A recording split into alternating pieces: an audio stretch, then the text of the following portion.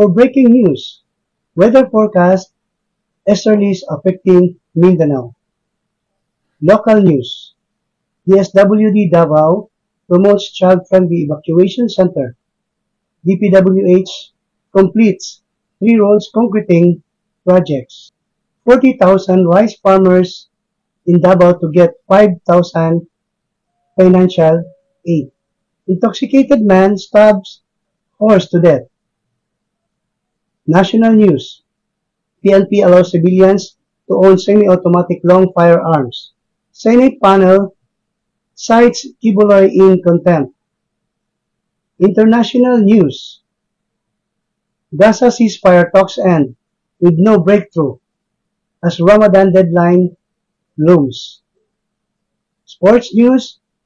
AJ Obiona places 9th in World Athletic Indoor Championship. Entertainment news. Andy Eigenman reacts to family friends tribute to Mom Jacqueline Jose. Megan Young to return as host of Miss World Coronation. Sports news. Kai Soto continues to shine in Basketball League return after Gila's stint. UAAP Volleyball. Saisa Gula rescues UST Tigresses from near defeats. International feature. The final prediction for the Oscars. Local feature. Showcasing world-class Pinoy talent. Side story. Kakanin Bendor. Trivia. 11 tribes in Davao City you must know.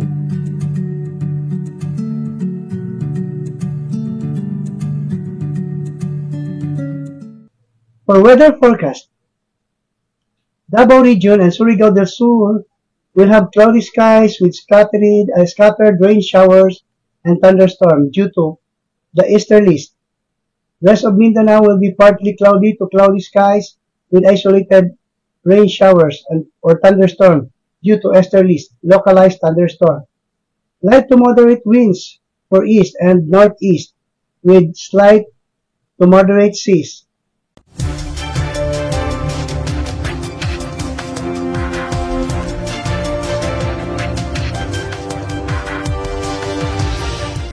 Local news.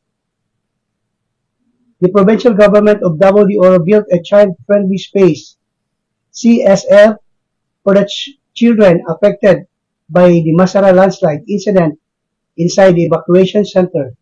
Vice Governor Dorothy M. Gonzaga, alongside Department of Social Welfare and Development, DSWD Secretary Rex Gatchalian, visited the evacuation center and spend time having fun with the children.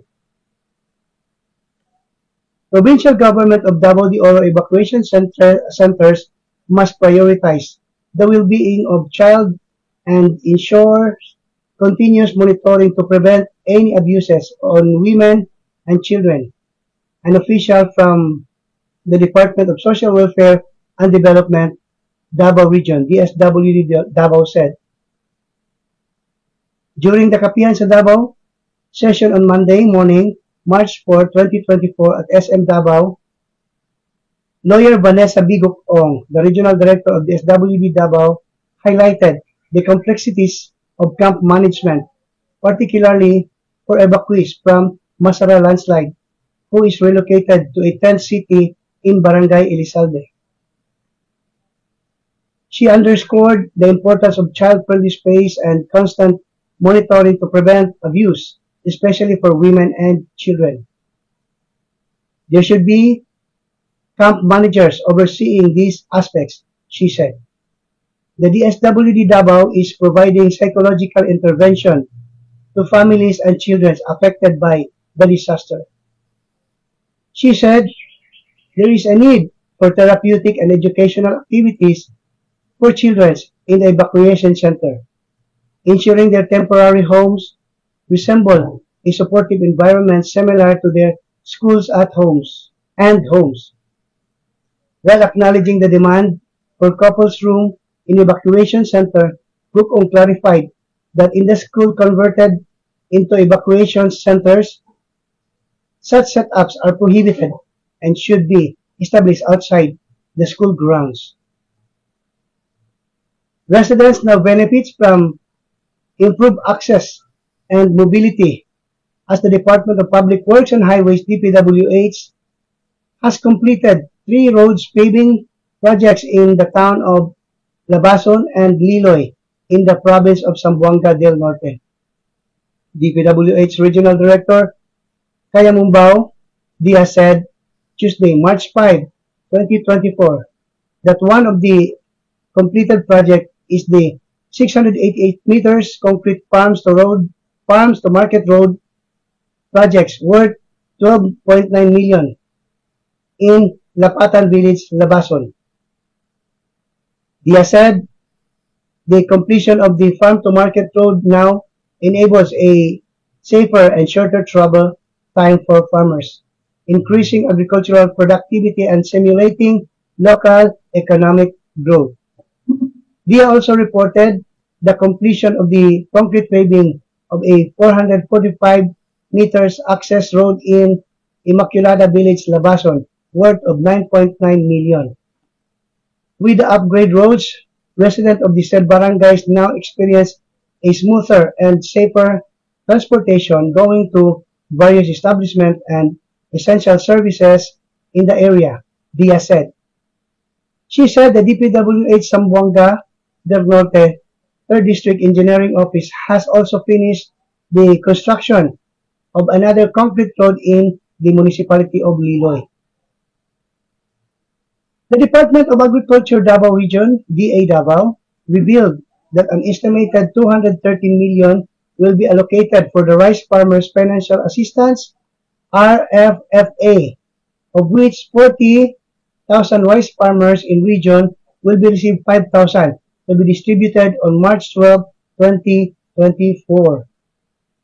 The 212.9 million funds is an annual budget from the tariff collected from rice importation into the country. The amount was from the 12 million excise tariff.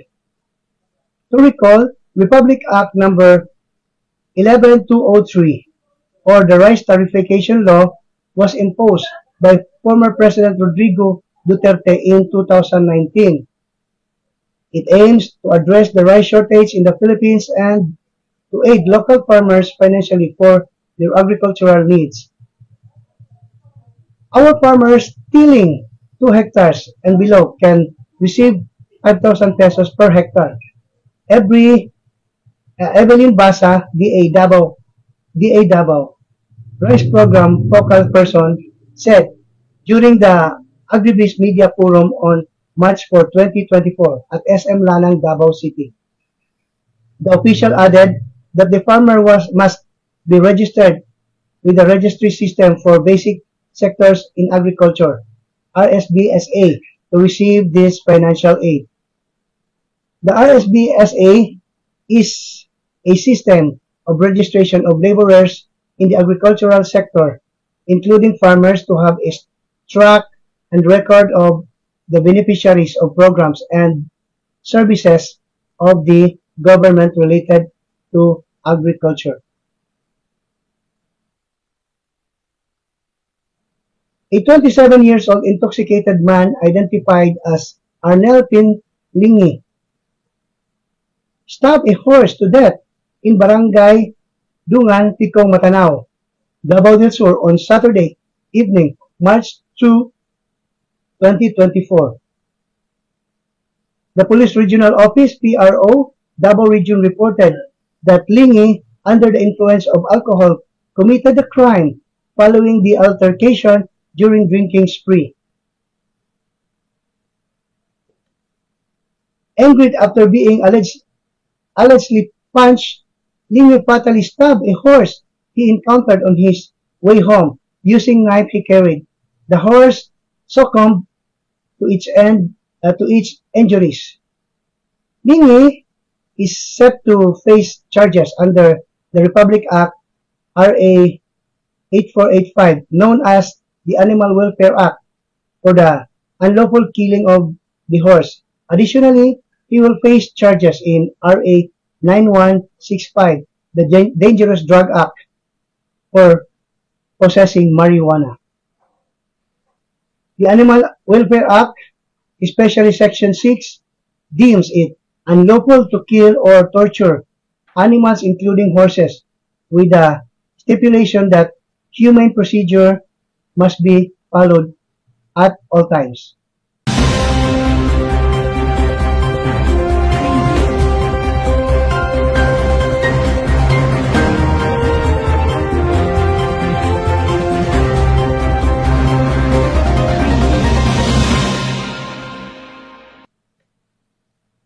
For national news, the Philippine National Police PNP has amended the implementing rules and regulation of Republic Act 10591 for the comprehensive law in firearms and ammunition, allowing civilians to own a semi-automatic rifle.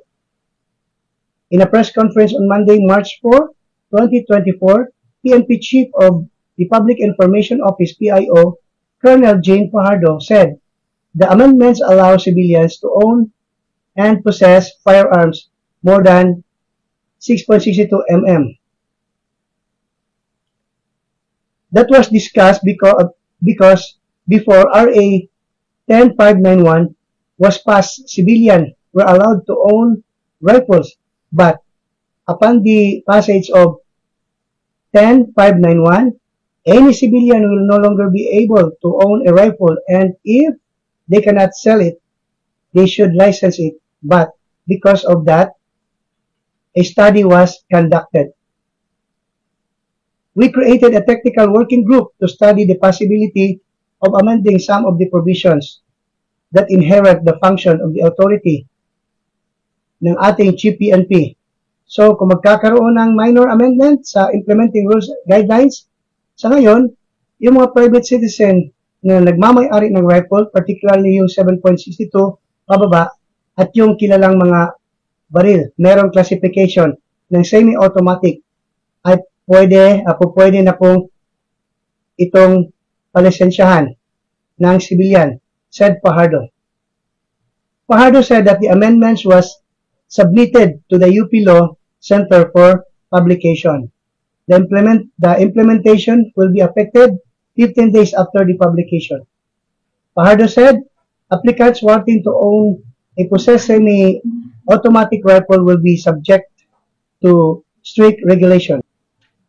The Senate Committee on Women, Children, Family Relations, and Gender Equality is seeking the arrest of the Kingdom of Jesus Christ leader, Pastor Apollo Kibuloy, who continuously refuses to heed to the call of the panel for him to attend its ongoing probe into alleged crime committed with the organization. During the resumption of the probe on Tuesday, March 5, 2024, Committee Chairperson Luisa Hontiveros cited Kibuloy in contempt for his refusal to be sworn or to testify before the investigation. The committee requests the Senate President to order his arrest so that he may be brought to testify, said Hontiveros. A letter addressed to Hontiveros and Senate President Juan Miguel Subire, Kibuloy's lawyer Milano Balayan, said the issuance and enforcement of the said subpoena is in wanton violation of the fundamentals and sacred constitution rights of our clients against self-incrimination and the presumption of innocence until proven guilty beyond reasonable doubt.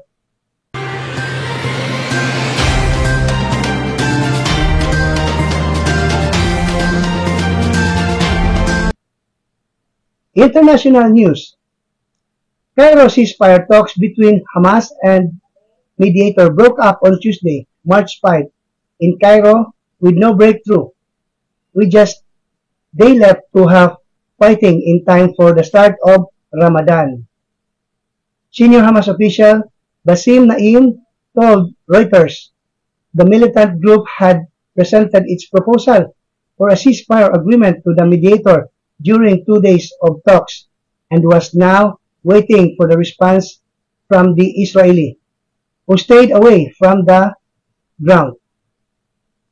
Prime Minister Benjamin Netanyahu doesn't want to reach an agreement, and the ball now is in the American court to press him for a deal, Naim said. Israel has declined to comment publicly on the talks in Cairo. A source told Reuters earlier that Israel was staying away because Hamas has rejected demand to finish a list of the hostages who are still alive. Naim said this was impossible without a ceasefire first, as hostages were scattered across the war zone and held by separate groups. The Cairo talks had been billed as a final hurdle to reach the war first extended ceasefire, a 40-day truce during which dozens of hostages would be freed and aid would be pumped into Gaza to stave of a man-made famine ahead Ramadan, which is due to begin at the start of next week. EJ Obiona was unable to sustain his momentum from the two recent gold medal finishes as he failed to reach the podium in the 2024 World Athletic Indoor Championship on Sunday in Glasgow, Scotland. This 28-year-old pole vault ace placed ninth in the 11th man field, clearing 65 meters to snap his medal streak in the indoor season.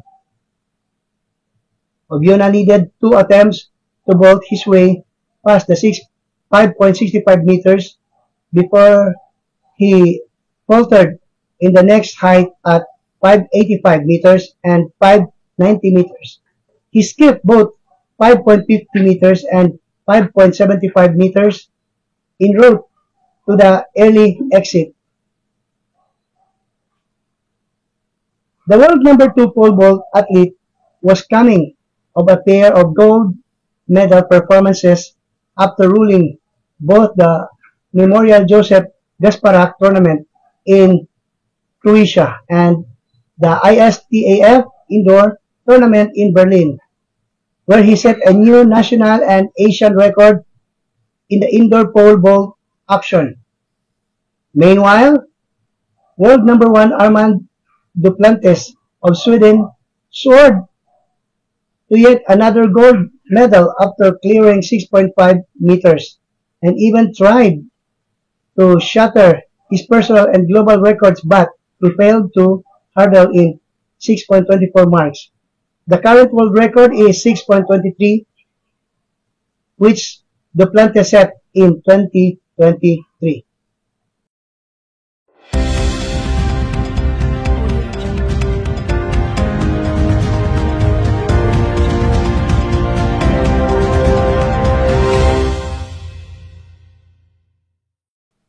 International news. The entire entertainment industry continues to mourn the untimely death of award-winning actress Jacqueline Jose. Her daughter, Andy Eigenman, who tried to remain strong amid the grief, extended her appreciation to friends and family who paid tribute to the Filipina icon. On Instagram, Eigenman took the time to comment on some of the heartfelt tributes made by family members, including her half-brother, Ced Lucero, and celebrity friends Dimples Romana and Isa Calzado to her mother. Lucero posted a photo of a t-shirt that says Festival International du Film Cannes with a small candle. In his caption, he wrote, "I love you. Hanggang sa susunod, until the next time. Big hug. Immortal." It can be noted that Jose won Best Actress in 2016 Cannes Film Festival, making her the first Filipina to have than such fate. Eigenman replies to Lucero Instagram post with a simple, "Love you kuya, brother," and a heart symbol. Megan Yang, the lone Miss World winner from Philippines to date, will return to international pageant stage this year as host. The American Filipino actress had hosted the Global Tilt 2014 edition, a year after her coronation in Indonesia. She was also one of the presenters in the 2015, 2016, 2017, and 2018 and 2019 edition, giving her a 6-year tenure as host. For the 71st Miss World pageant this year, Yang will be back for the 7th stint as presenter for the coronation night. The ceremonies will be held at the JU World Convention Center in Mumbai, India on March 9. The show will start at 10:30 p.m. Manila time. Sharing hosting chores with Yang is Indian celebrity Karan Johar, with Shaan, Nihan Kakkar, and Tony Kakkar performing. Megan Yang, the lone Miss World winner from the Philippines to date, this year's competition will have 112 participants, with Gwendolyn Forniol representing the Philippines. The current edition is being held 2 years after the most recent competition stage in Puerto Rico, where Carolina Bilowska captured the crown.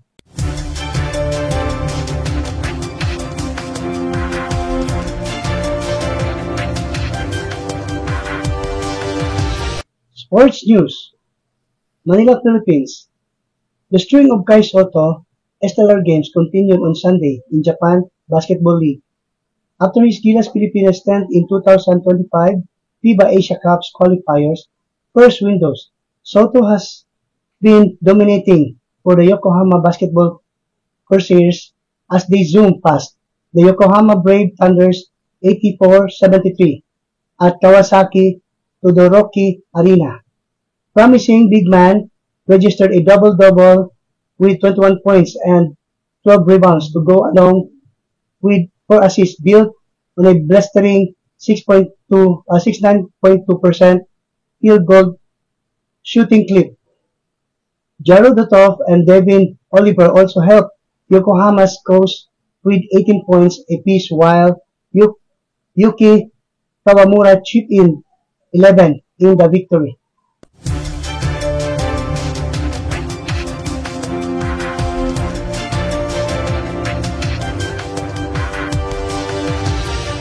International feature.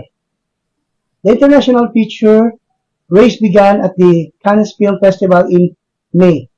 2 films emerged right away as immediate contenders, not only for nominating but win. Anatomy of a Fall and Zone of the Interest. Anatomy of a Fall won the festival, and the Zone of Interest was a runner-up. But as the submissions were revealed, and in September, France ended up choosing The Taste of the Thing and not Justin Tweet's Anatomy of a Fall. United Kingdom did choose the Zone of Interest. As the list of submissions were finalized in October, the Zone of Interest became the solid front-runner, followed by The Perfect Days, 20 Days, and Mariupol, Fallen Leaves, Four Daughters, The Taste of Thing, Society of the Snow, and The Teacher's Lounge. From there, the award shows began, and Anatomy of a Fall ended up winning the New York City Critics, the National Board of Reviews, the Golden Globe Awards, Fallen Leaves, Lou Capitano, Society of the Show, and The Zone of Interest were nominated. And the Critics' Choice Award, Perfect Days, Societies of the Snow, The Taste of Things, and The Zone of Interest were nominated.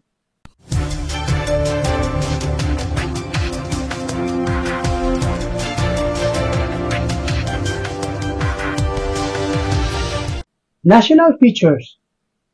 This year, Ayala Malls is once again putting Pinoy talent at the forefront as Bravo Filipino makes a more splendid and impactful comeback, kickstarting with two must-see events: the Tonacon III exhibit and a series of ballet show featuring Cecil Licad with the American Ballet Theater Studio Company.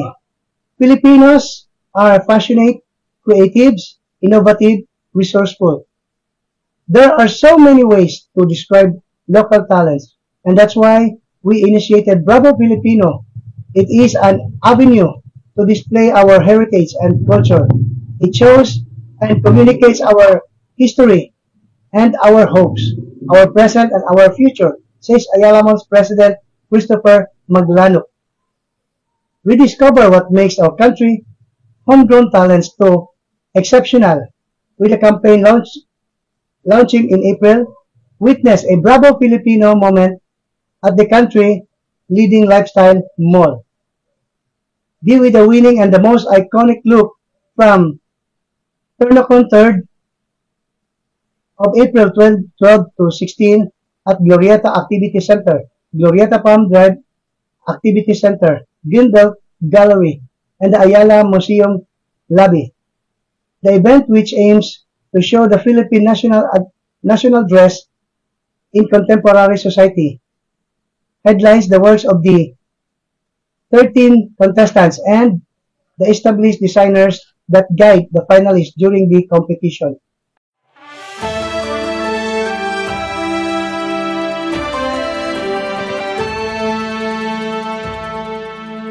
Hapon sa tanan aniya katakaron sa Arroyo Compound sa Matina Crossing, no, pasulod ni siya kung gikan ka sa tulay mga 200 meters, no, una ka makabot inhi dinhi sa akong gibarugan karon na tayo nakita nga lamian kaayo nga mga gitawag nila street foods dinhi sa sulod.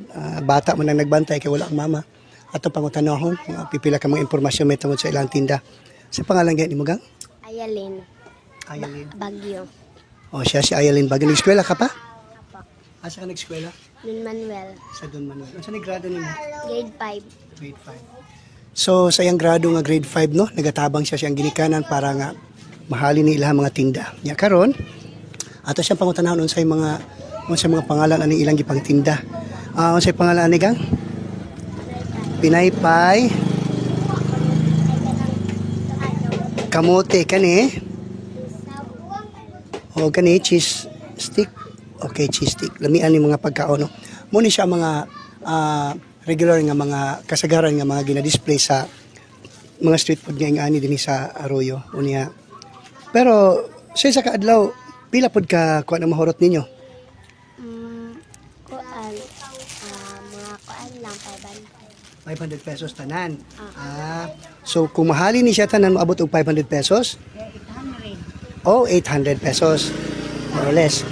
Unya kuan na siya sa kapital, siguro kita na mga halos siguro katunga maayo pod nga panginabuhi. Mo ni siya ang mga mo ni siya ang routine, no, dinhi sa kuan. Isa lang pod ni siya sa mga nag-display dinhi kay hapon naman karon ang uban pod dito sa unahan. Wala pa ta ka display ang uban dito kay udto pa man ron.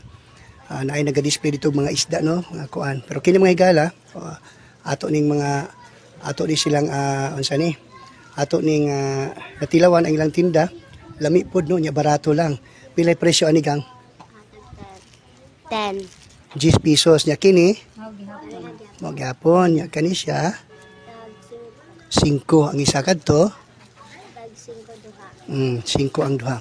So kada adlaw gid mo nagatinda dinhi. Kada adlaw gid mo nagtinda. Unya mag-ulan para sa ni karon mag-ulan. Maghipos na. Pasilong lang tari. Okay. So siguro diri ginakuha imong baon, no? Pila pa na imong ginabaon kada adlaw? 50. Uy, dako po. Ako gani sa una 2 pesos na akong baon. Sa una pa to. Sa gamay pa ko. Pero karon kay 50 pesos dili na siya.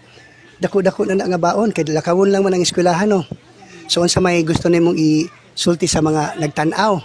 Invite sila nga mamalit sa inyong tinda, be? No, wala. Tingnan sila nga palit mo sa among tinda. Palit o sa among tinda. Sa dapit inyong tindahan, asa mo dapit ang tinda? Ito sa Manggahay. Diri sa? Dari sa Arroyo. diri sa Arroyo. So mo kadto sa ano no. So mga igala ang kita manggod nga mga Pilipino doon na tayo mga kinaiyabang nga mo survive kita sa mga despite sa kawadon sa kinabuhi doon na gid tayo mga instinct nga mo survive. Kabalo ta magtinda-tinda, mga ginagmay, basta kawalan tayo gitamakan. So hinaot ko nga kadto mga taga compound, Arroyo compound diri sa Matina Crossing, naamay tayo tinda-tinda din sama sa mga among pamatasan no sa kuan nga kung magtinda ganita dili na to utangan kundi atong suportahan kung mutinda kung maninda ganita ang atong mga amigo adto na tumukaon ta mamalita dili kay utangon nato so ingana ang pagsuporta no kay kita mga Pilipino na amang gitawag og survival instinct unya karong hapuna salamat kay mo ning atong feature sa street food dinhi sa Arroyo compound dinhi sa Matina Crossing daghang kayong salamat gang ha sa imong time nga gihatag og mo kini ang programa sa Pinoy Rab news channel dinhi sa Davao City. Daghang salamat, maayong hapon.